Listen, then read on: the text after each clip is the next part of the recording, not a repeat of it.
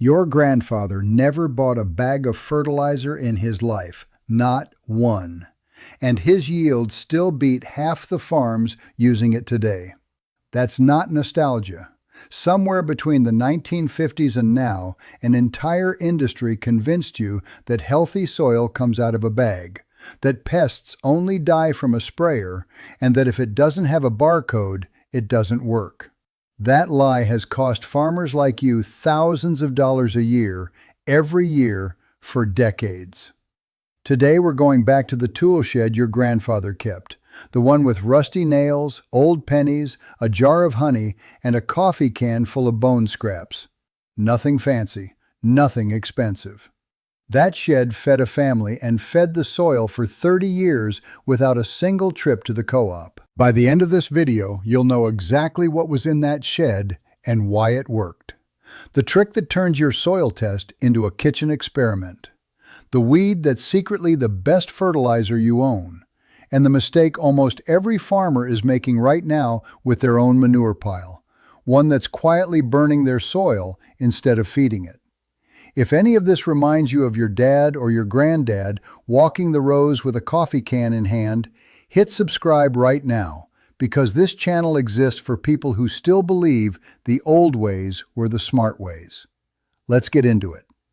Let's start with the test almost nobody runs, because they think they need a $40 meter to run it. You've seen those probe meters at the farm store. Stick it in the dirt, hope it's accurate. Half of them aren't. Your grandmother used vinegar and baking soda instead. Pull 2 soil samples. Wet the first and add vinegar. If it fizzes, your soil's alkaline.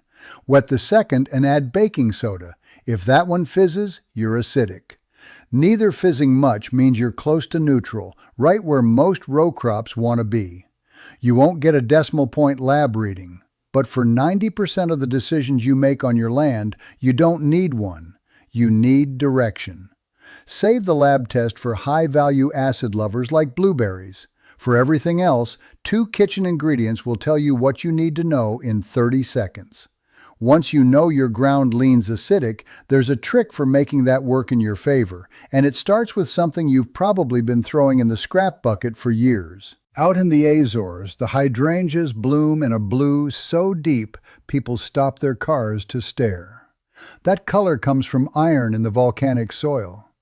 Your grandfather faked that same effect for free, using old rusted nails buried around the base of any acid-loving crop, blueberries, azaleas, anything craving iron-rich soil. Moisture breaks the rust down slowly, releasing iron into the root zone while gently dropping the pH. It's slow, it's quiet, and it works like a lab-grade iron supplement, except it costs nothing but nails you already own. Now here's where most farmers get genuinely angry, because this next one isn't just a forgotten trick. You were talked out of it on purpose. Before 1950, clover grew in almost every American field without anyone questioning it. Then the herbicide industry hit a wall. Their products couldn't kill clover, so instead of fixing the formula, they fixed the marketing, running campaigns that convinced people clover was a weed. People started paying to kill the one plant that was feeding their soil for free. Here's what got buried. Clover is a nitrogen factory. Bacteria in its root nodules can fix up to 200 pounds of nitrogen per acre a year, at zero cost to you. A few dollars of seeds scattered between rows gives you a permanent living ground cover that comes back every year, chokes out weeds, holds moisture, and pulls in pollinators while it feeds your cash crop. An $8 billion industry spent decades convincing you to kill your own fertilizer. That should make you suspicious about what else you've been sold that you didn't need. And the next trick lives right underground your row crops, doing damage you can't see until it's too late. Nematodes, microscopic worms that chew through root systems from below. You won't see them coming, you'll just watch your tomatoes and peppers wilt for no clear reason. Healthy leaves one week, collapsing the next, and by the time the damage shows up above ground, it's already been happening underground for weeks. Most farmers reach straight for a chemical nematicide the moment they suspect it, and that's an expensive habit. Hundreds of dollars a season for a product that has to be reapplied. Coffee growers figured out the fix generations ago, and it's still true today. French marigolds, specifically the Tagetes patula variety, release a compound through their roots that can wipe out up to 90% of the nematode population living in the soil around them. Dedicate one season to a thick stand of marigolds anywhere your pressure's worst, then rotate your vegetables back in behind them once the season's done. You get the same soil cleansing effect as that industrial nematicide for a $2 packet of seed, and you get a field full of pollinators in the meantime instead of a field that just got sprayed. But clean soil still needs feeding, and most farmers have no idea their microbes are starving right under their boots. Dissolve a tablespoon of blackstrap molasses in a gallon of warm water and water it in every few weeks. Studies show beneficial bacteria and fungi activity can jump 40% in just 48 hours after a single application. It's raw sugar, and raw sugar is rocket fuel for soil microbes, giving them the energy to break down organic matter faster and unlock minerals that were already sitting in your soil but locked out of reach of your roots. On top of that, molasses carries iron, calcium, magnesium, potassium, and sulfur, trace minerals your ground often runs short on after a few hard growing seasons. A bottle from the pantry aisle gets you through an entire season for less than 10 cents a watering. Your soil's fed. But there's still a threat hanging over every humid morning on your farm, and your grandfather beat it with a plant that grew wild in the ditch behind his barn. Powdery mildew. If you've grown grapes or squash, you already know how fast it spreads and how little warning you get before it takes a whole planting down. Boil a handful of horsetail for 20 minutes, dilute the liquid, and spray it across your leaves. The silica packed into horsetail forms a tough, near-invisible film across the leaf surface that physically blocks fungal spores from ever taking hold. Real field studies have clocked a 70% reduction in fungal disease on plants sprayed regularly with it. It costs nothing but a walk to the nearest ditch bank. You've protected soil, microbes, and leaves. Now the enemy that comes out at night, the one that can wipe out a bed of seedlings between sundown and sunrise. Slugs.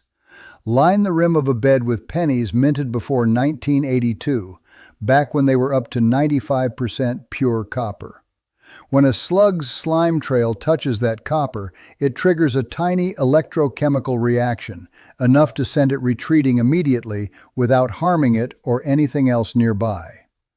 The Royal Horticultural Society has field-tested this and clocked a 90% drop in slug damage. And here's the part that matters for your bottom line. Unlike pellets, copper doesn't wash away in the rain, and it never needs replacing. Set it once, and it protects that bed for years. That handles pests on the ground. In the air, your grandfather's answer is probably growing along your fence line right now, and you never questioned why it was there. Sunflowers are a trap crop. Aphids and stink bugs are drawn to that scent and nectar harder than almost anything else you're growing, and they'll pile onto those flowers instead of your tomatoes and beans. The USDA has documented pesticide reductions of up to 80% on crops protected by a sunflower border. Once the stems are crawling with pests, cut the whole plant down and destroy it, wiping out thousands of threats in one move without a drop of chemical touching your food crop. A $2 seed packet replaces a bottle of pesticide while pulling pollinators in to boost your entire yield at the same time. Now, the trick that might be the biggest money saver on this list, the reason your grandfather never bought tomato fertilizer in 30 years. Comfrey. It grows in a corner most farmers ignore, or worse, mow down without a second thought. Its roots dig several feet into the subsoil, deeper than almost anything else on your land, pulling up potassium and phosphorus your shallow-rooted crops can't reach on their own. Cut the leaves, Stuff them in a bucket of rainwater, weigh them down, and let it ferment for 3 weeks until the liquid turns dark brown and starts smelling like something died in the bucket. That smell means it's working. Dilute it 10 parts water to 1 part concentrate. Pour it around your tomato bases, and within days you'll see the leaves darken and the fruit set heavier than it has all season. One established comfrey plant, cut back 2 or 3 times a season, can save a farm hundreds of dollars in fertilizer costs over a decade. It's not a one-time trick either. It grows back after every cutting, a self-renewing fertilizer factory that costs you nothing but the corner of a field you weren't using anyway. When the pests come after those tomatoes and you don't want to spray anything near the fruit, rhubarb leaves save you. They're loaded with oxalic acid, the same thing that makes them dangerous to eat, which makes them a brutal natural pesticide. Boil them 20 minutes until the water turns dark green, and you've got a spray caterpillars and aphids can't stand. Free, lasts a week, and uses the part of the plant you were never going to eat. Every trick so far has saved you money on inputs. This next one saves something even more valuable on a farm: water. When a tree came down after a storm, it didn't go to the burn pile. It went straight into the ground, buried in a trench and covered with straw, manure, and topsoil to build a raised bed that feeds itself for over a decade. This method has a name now: hugelkultur, but your grandfather just called it common sense. Rotting wood underground acts like a giant sponge, soaking up many times its own weight in rainwater and releasing it back slowly to the root zone for years afterward. As that buried wood breaks down, it also generates a small amount of warmth, which extends your growing season, and it feeds a steady trickle of nutrients into the bed above it without you ever opening a bag of fertilizer. Farmers running these beds report staying green through the worst heat of August without running a hose. That's a raised bed that waters and feeds itself, built entirely from storm debris you were probably going to pay someone to haul away. What about propagation, cloning your best-producing plant instead of gambling on seed? Before rooting powder hit shelves, there was a jar of honey in every farmhouse kitchen. Dip the cut end of a cutting in raw honey before planting it.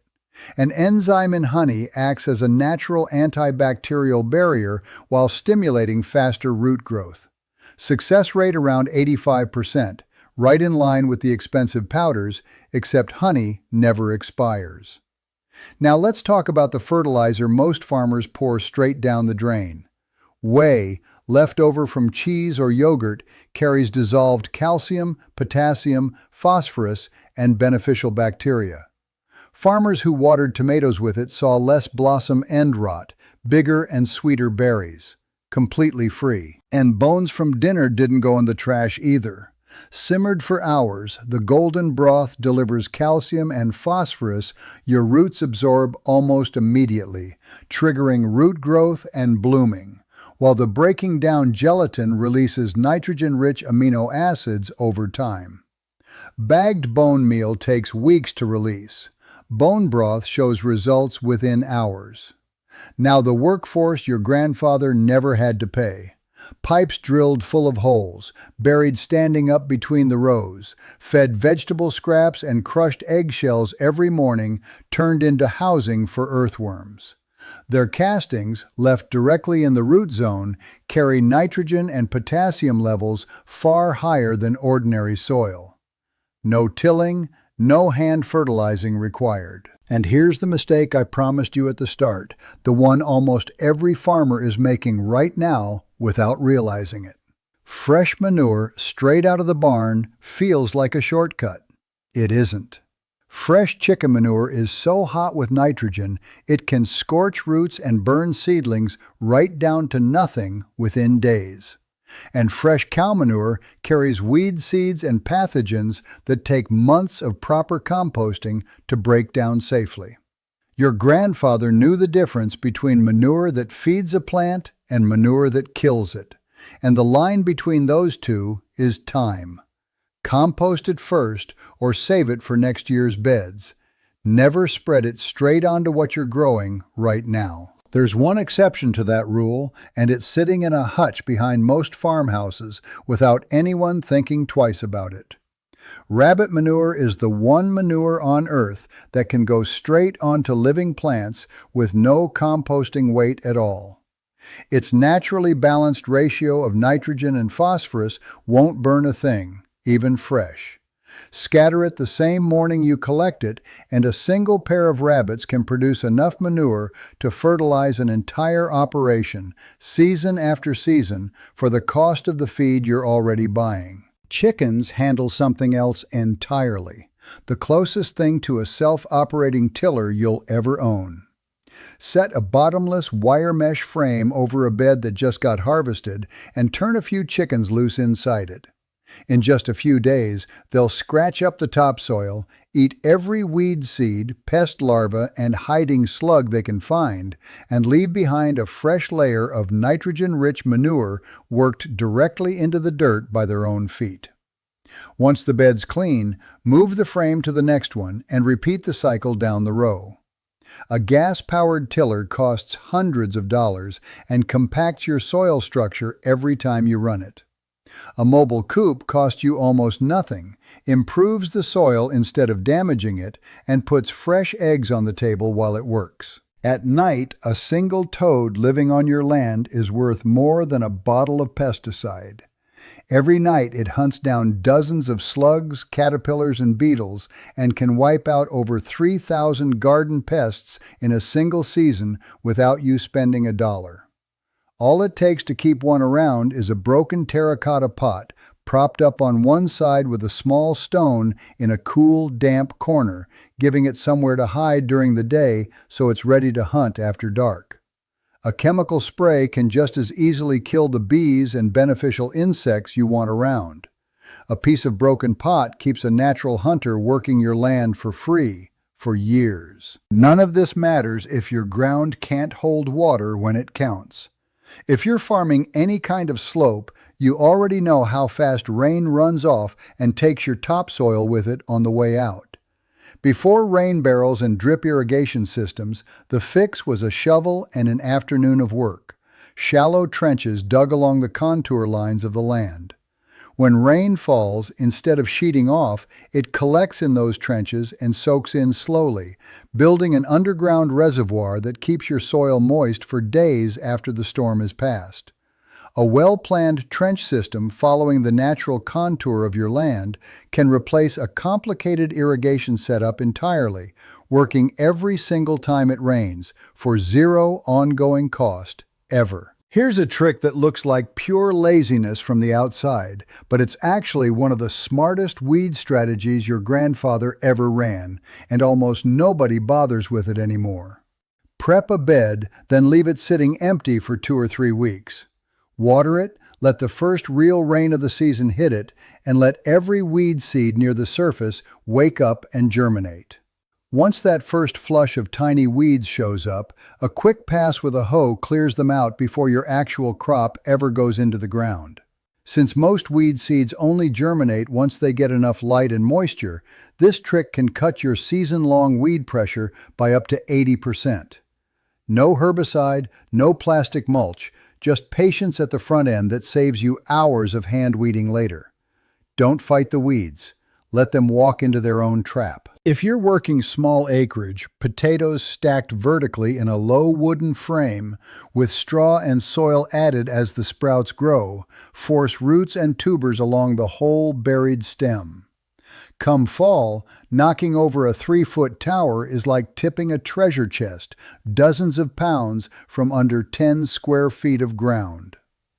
And to finish off the slug problem for good, a shallow dish buried level with the ground, filled with old beer or a flour and yeast mix. Slugs crawl in and don't crawl out, and it's harmless to birds and barn cats. Now, something you're probably producing every day and throwing straight in the trash. Ash and charcoal from a wood stove weren't wasted, they were swept up and spread across the beds.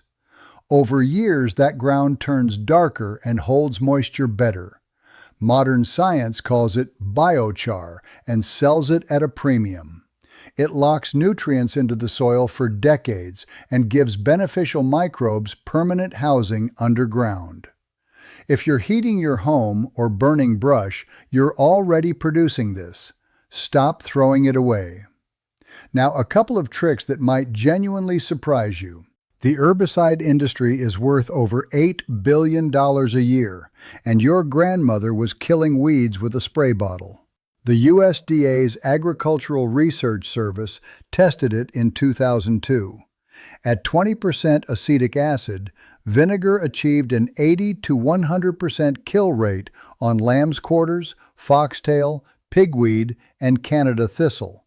But the vinegar in your kitchen is only 5%, good only on seedling weeds.